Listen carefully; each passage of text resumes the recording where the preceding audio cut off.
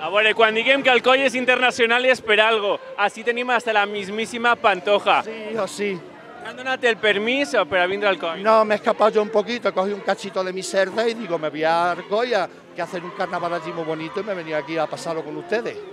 Com estem vivint estos dies ahí en la presó? Ay, la persona es muy mala, mira, niño, yo no he hecho nada, porque yo lo juro, os lo juro por mi hijo, que es muy grande, para mí es muy grande, que yo no... Niñito no es. Bueno, no es muy grande, de verdad, la verdad, muy espabilado tampoco, para que no vamos a engañar. Pero bueno, que estoy muy contento, muy contento. Es que como dicen que tengo un rollo con la María del Monte, pues ya... Bueno, aquí contándonos toda la historia. Això està molt bé. Bueno, nos vas a dedicar, aunque sean 2 notas de una canción. Va. 2 notas. Dele, de Alcoi. Sí.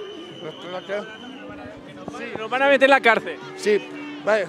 Hoy quiero dedicar esta canción a ustedes, que la trena es muy mala y no se lo aconsejo a nadie. ¡Ole! Muy bien, gracias. Gracias.